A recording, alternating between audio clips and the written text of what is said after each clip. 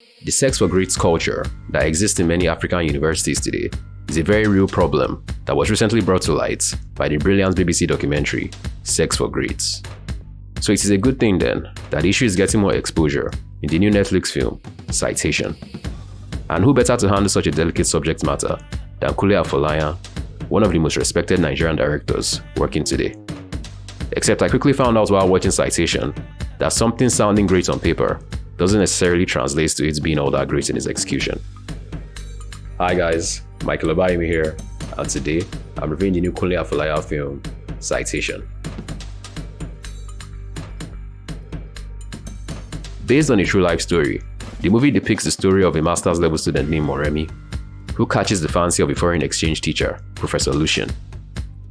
Moremi quickly rises to become his star student, but what began as some well-intentioned interaction between the two slowly veers into dangerous territory when Lucien starts to make sexual advances towards her.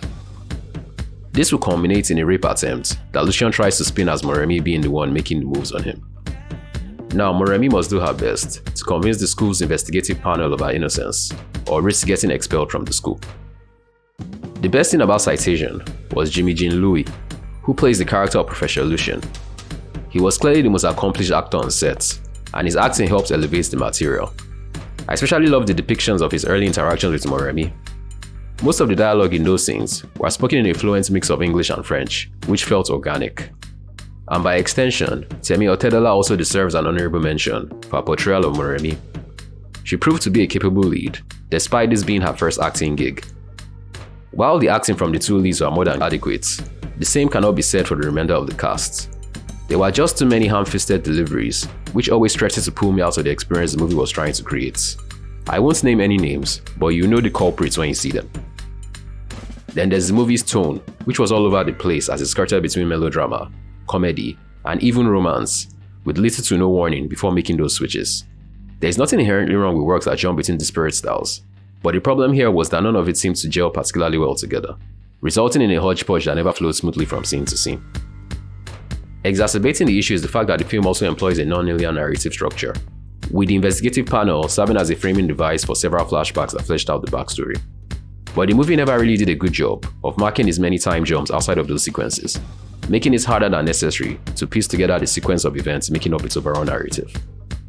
There were also some questionable casting choices, including Ini Edo, who plays Gloria, Moremi's best friend in the movie. The movie establishes that Moremi was young for her class, but the age difference between her and Gloria was even more pronounced than that explanation accounted for. Seun Kuti also makes a head-scratching appearance as a cake delivery man, before launching into a performance of one of his Afrobeat songs that lasted way too long in my opinion. And this is another area where the movie falls short, in its pacing and editing. Several scenes felt like they should have been trimmed down in editing, or left out entirely as they only seem to slow down the film's sense of momentum. And at 2.5 hours in length, the final cut of the film feels way longer than it needed to be. Overall, the movie was just too hammy for my liking, from camera shots that linger too long on their subjects, to the subjects themselves reading their lines with wooden deliveries. While it is admirable that the movie tries to tackle the highly sensitive subject matter of sex for grades cultures in our higher education systems, the film does so with barely any of the subtlety the subject matter deserves. This is why I can't really recommend it to anyone but the staunchest of Kunle Afolayan fans. I'll give the film a 4 out of 10.